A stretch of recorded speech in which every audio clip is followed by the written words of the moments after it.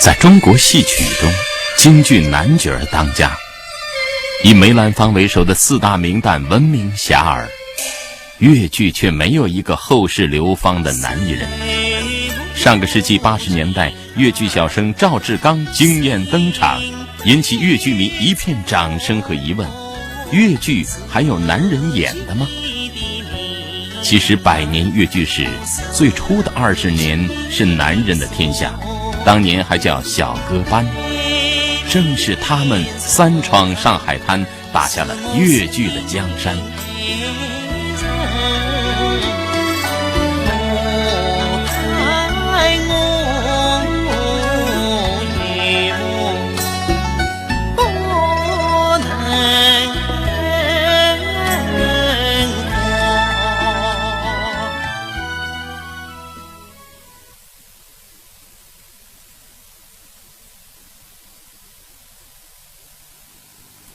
1917年，也就是民国6年，5月的气候已经有点炎热了。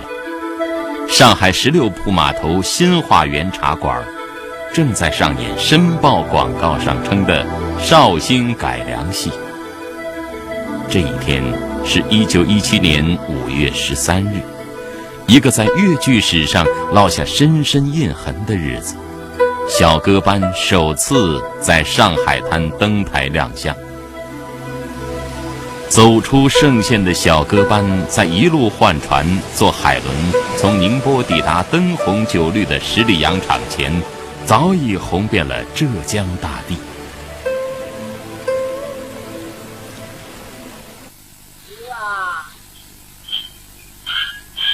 光绪32年清明节，粤剧在东王村初试提升，生动的剧情，风趣的语言和乡土化的表演，为那些半路出家的叔叔艺人迎来了阵阵喝彩。粤剧的出世太匆忙了，匆忙的连名字都来不及取。当第一个粤剧戏班钱景松、李士全戏班在周边乡村演出时，只得借用名声在外的绍兴大班，称自己为小歌班。即使在今天的嵊州乡下，一些老人还是习惯地称粤剧为小歌班。小歌班呢，诞生于1906年，1906年诞生以后，3日找到地方反动的保安团队的100，要抓要捕，是吧？要禁止，但是呢，还是受到群众呢非常欢迎。群众欢迎的话呢，是你这个官府来扣，群众为保护。你这边扣嘛，就他呢到那边演，那边扣呢到这边演。最初，小歌班作为莺歌银戏被官府禁过，有些胆小怕事的艺人就改邪归正，浪子回头，回家种田了。在家农忙3季，不如外出1季。圣人很快发现小歌班有钱赚，就纷纷仿效。不到2年时间，陕西两岸竟冒出200多家小歌班。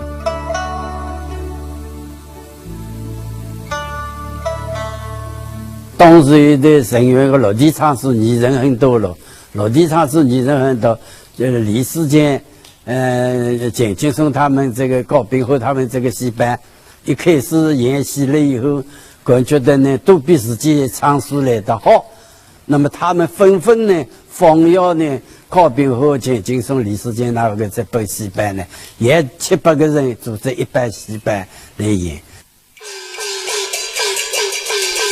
1907年，有一家小歌班被人买下，在嵊县药王庙开戏馆，天天演出。这家戏班里有钱景松和高秉火2个粤剧创始人，他们都是东王村演出的主角。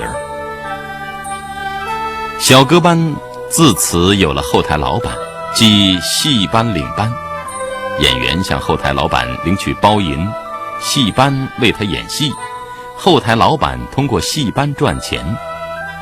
这个影响粤剧以后几十年发展的后台老板制，把粤剧带向了商业化，也带来了最初的辉煌。此后小歌班越走越远，从盛县到绍兴，再到浙江各州府，最后在1917年开始闯荡上海滩。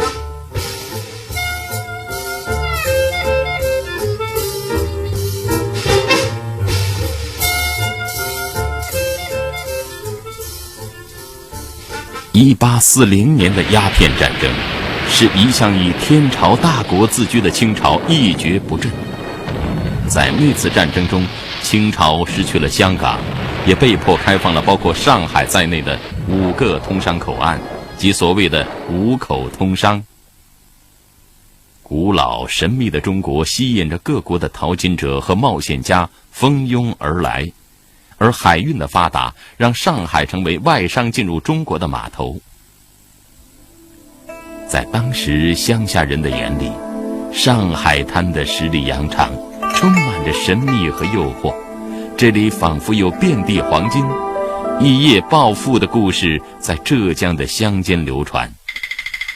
对小歌班来说，当年绍兴府最流行的戏曲《绍兴大班》在上海滩的成功，更是令他们眼红。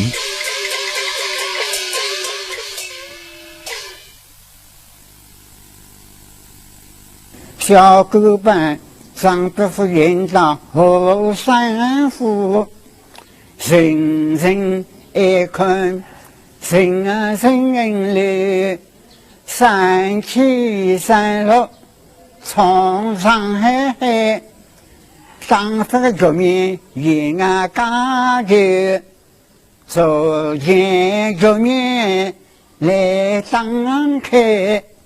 绍兴文戏彩名头。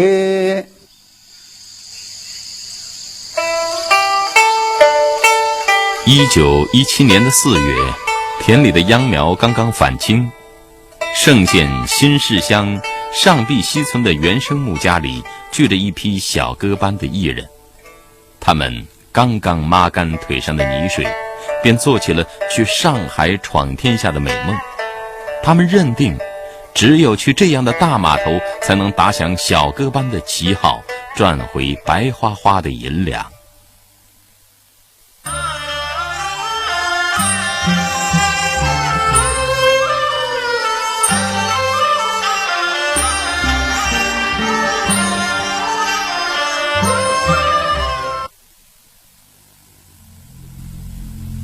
嵊州人闯荡十里洋场，在20世纪20年代不在少数，这可能和他们勇敢彪悍的性格有关。翻开清末光复会的花名册，就能知道其中的端倪。在这份花名册中，有名可查的盛县硬汉就有100多条，追随辛亥革命的斗士更是数以万计。辛亥革命以后，盛县的各路好汉涌入了上海滩。光复会会员于继春是盛县中南乡苍岩人，曾与秋瑾、王金发一起闹革命。辛亥革命后，在上海滩16铺码头开设镜花园戏馆，演出绍兴大班。当年有人叫于继春，就老板人组织了，就于继春也是人员新创人，搿组织了。当时出了几个名演员，有王永春、朱维永什么啊，张啥个标我忘记搿批人。三师傅，侬太大人们了项目。从清同治元年16铺码头开设以来，这里一直是上海繁华梦开始的地方。走下轮船的小歌班艺人，挑着几口简单而又粗劣的行头香和装有唐明皇画像的豆腐皮担子，踏上了熙熙攘攘的上海滩。于继春接待了这帮淘金而来的盛县老乡，把他们推荐到16铺码头的新化园茶馆演出。单亲啊忙，凡是单亲忙，双啊亲啊忙，凡是双亲忙。啊，你为点金丝忙啊，一身分出金啊是啊忙。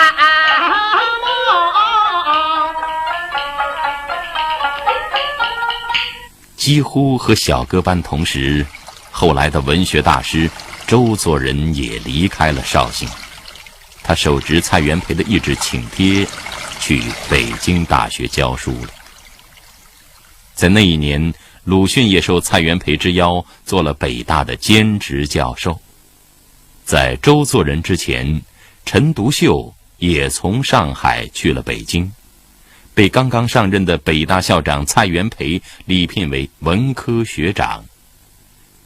陈独秀把他主编的《新青年》杂志也搬到了北京。纸醉金迷的《上海滩》也许不适合一本思想的杂志，而是戏曲的乐土。过去的戏班有一句话叫“北京成名，上海赚钱”。京剧的4大名旦都是从上海滩开始发迹的。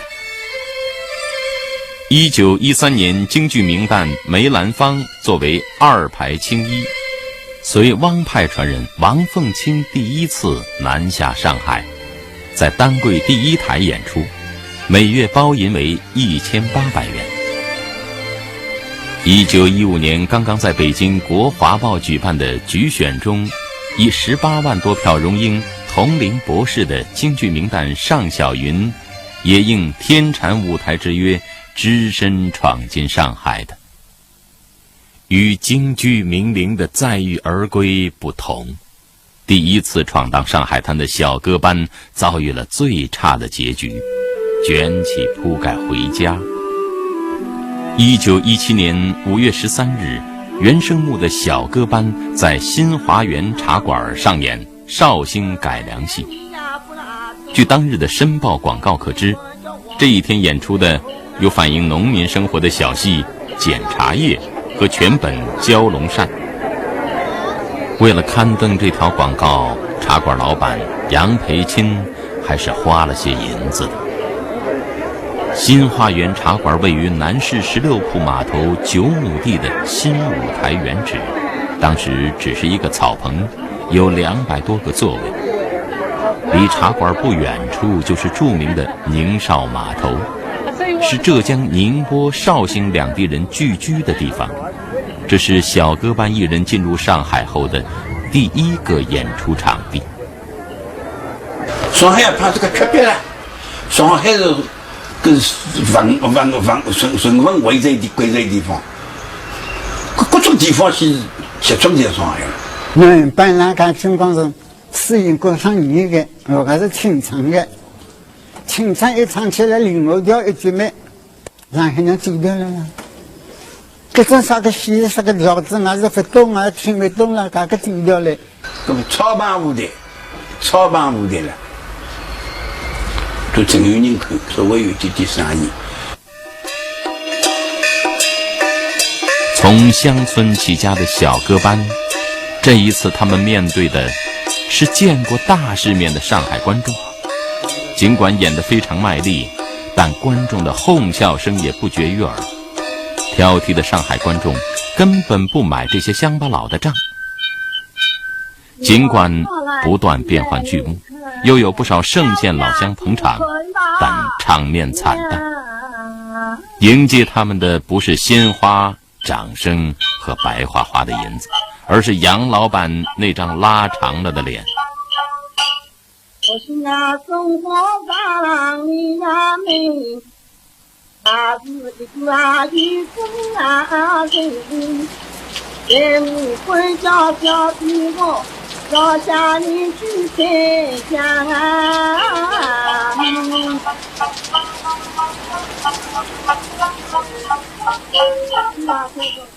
在观众长达27天的嘘声中，一些艺人用变卖行李换来的几个铜板买了回老家的船票。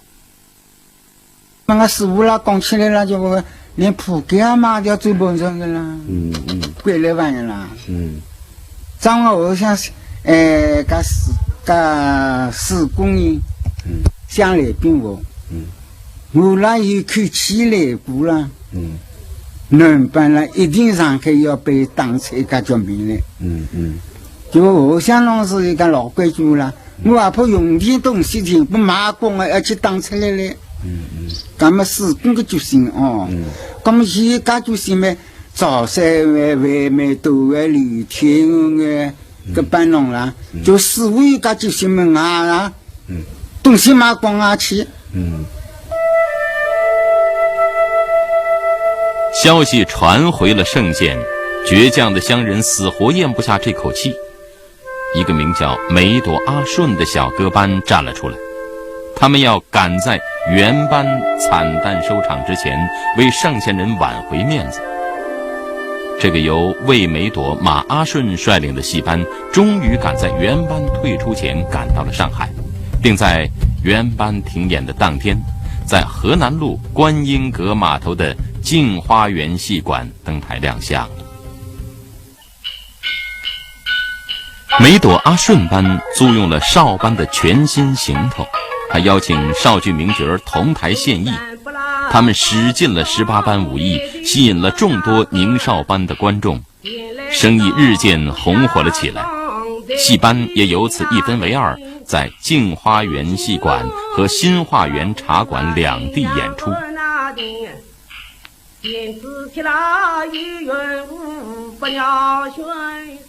妹妹都有性格啦，侬是很实诚的，但是啊，夫妻的事情啦，把都明个脾气下来个啦，就搿弄了。魏梅朵啦，他不仅能演正旦，演鬼门旦，他也能演小家碧玉，穿得那漂亮，唱腔好。梅朵还是他们这副戏班去演出，去演出嘛，观众晓得他们要来演出嘛，大家都要过去看戏，大家去看戏嘛，就是这个戏馆挤得满满的了。正是那是一个60天大些个冰冷天了，那挤得满满的嘛，是观众呢不觉得冷，反正我出汗。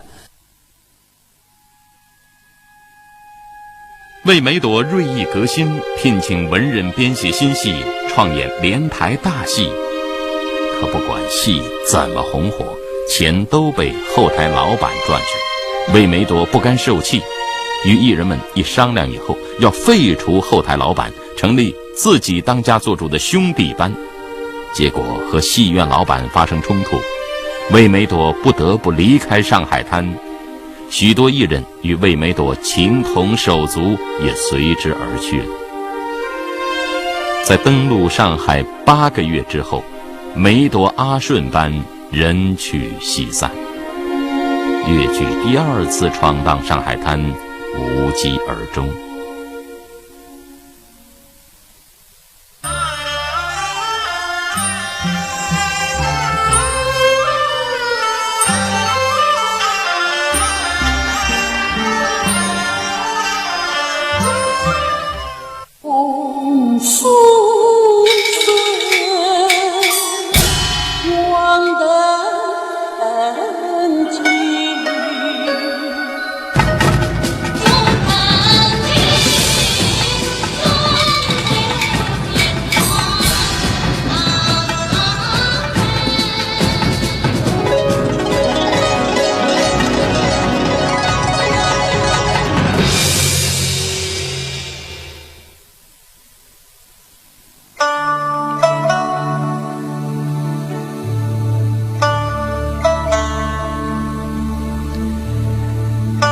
1918年的春节刚过，不甘受挫的魏梅朵再度萌发了去上海的念头。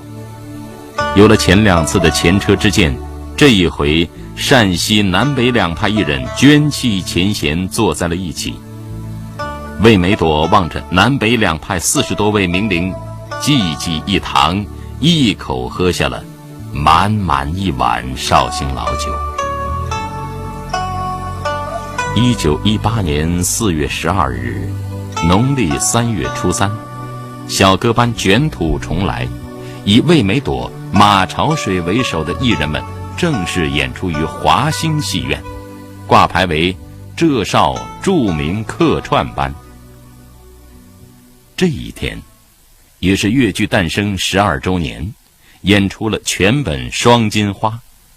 一部南派艺人在于谦试演时演过的戏，作为生日的纪念。此时演员的表演技巧日趋成熟，剧目又符合观众的胃口，尤其是突破了沭县方言不易被上海观众听懂的语言障碍，票房收入一直居高不下。16年后，高亭唱片公司为粤剧男班艺人娄天红和小月红录制了《双金花》中的大唐任期一场戏。我们现在听到的正是这张粤剧灌录的第一张唱片的录音。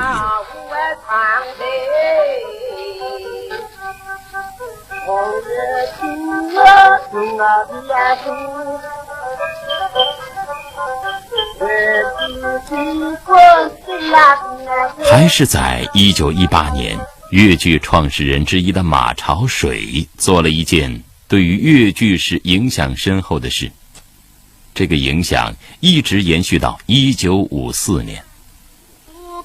一出由金彩峰主演的传统戏《碧玉簪》大获成功。这出戏正是在当年马朝水等人改编的《碧玉簪》的老本子上经过加工而成的。马朝水他们改编的惊人之笔，是把故事的悲惨结局改成老百姓喜欢的善恶终有报的中国式的大团圆结局，让新科状元王玉林跪倒在发妻李秀英的面前，低头赔罪认错。这让那些海派的新女性们笑逐颜开了。男人在女人面前下跪认错，这是过去戏文里从来没有见过的。这种新青年杂志极力鼓吹的新思想，意想不到的却在新文人们还不屑一顾的粤剧身上得到完美体现。而由北大教授们发起的五四新文化运动，还要1年以后才会在北京引爆。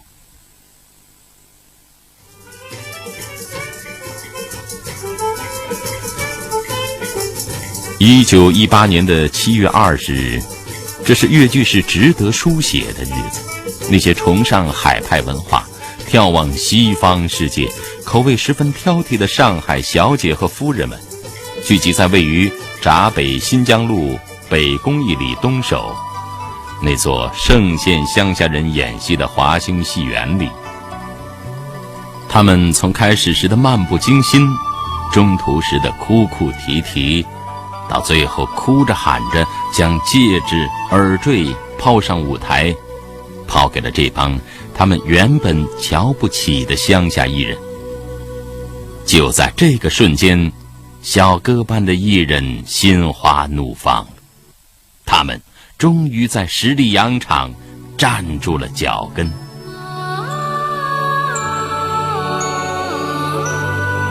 没有的怎么办呢？就自己唱，自己唱呢，他就今天夜里戏演下来，第二天起来他就跑诗坛去，跑那各个书店了，书店里去找那个12语演戏的这个证书报卷。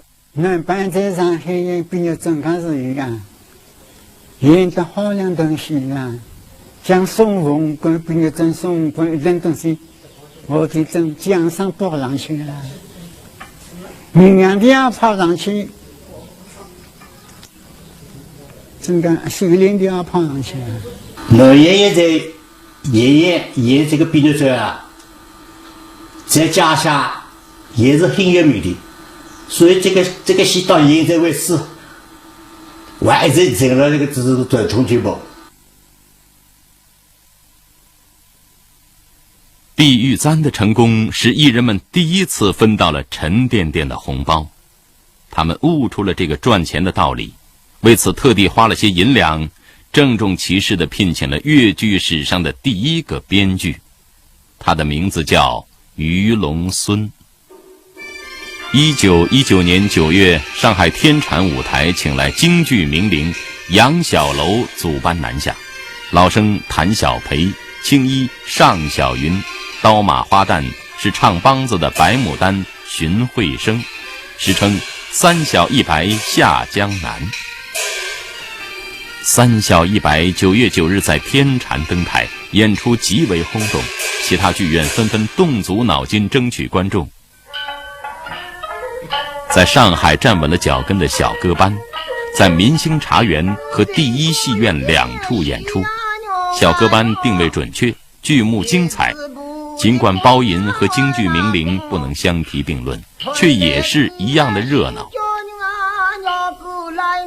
得了实惠赚了名声的华兴戏园老板周林芷，亲自游说当地的富商，将戏院翻盖成3层楼，正式命名为升平歌舞台。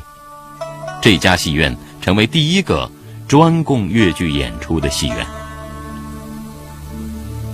1924年1月盛县的第一副女子戏班进户，著名越剧表演艺术家施银花、赵瑞花、涂杏花也是在这里首次与上海观众见面的。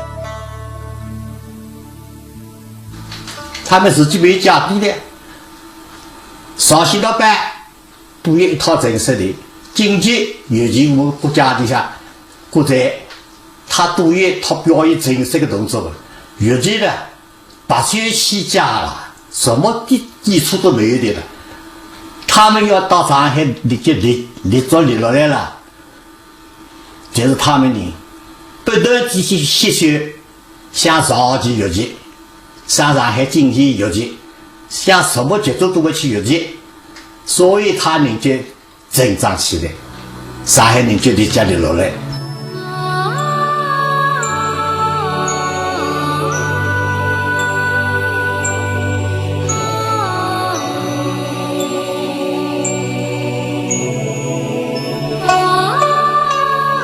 此时的艺人们感到小歌班这个名字实在太小太土，因为他们已经可以进入了中国最大的游乐场上海的大世界里演出了。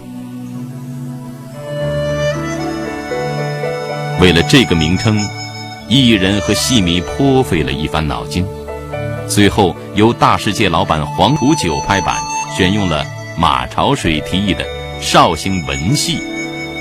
这个称呼此后一直沿用了10几年，史称绍兴文戏时期。至此，越剧南班艺人们前仆后继，3闯上海滩，终于使越剧的旗帜飘扬在了10里洋场。这是一个彪炳史册的时刻。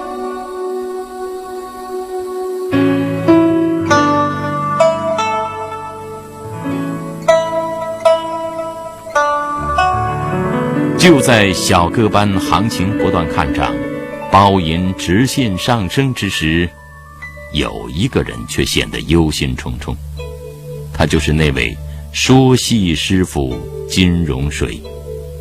不久后的一个黄昏，他和在上海升平歌舞台当前台老板的盛县人王金水匆匆登上了去宁波的客轮，悄悄地离开了上海滩。他们为什么要放弃这灯红酒绿的荣耀？他们在想些什么？在当时成为了一个谜。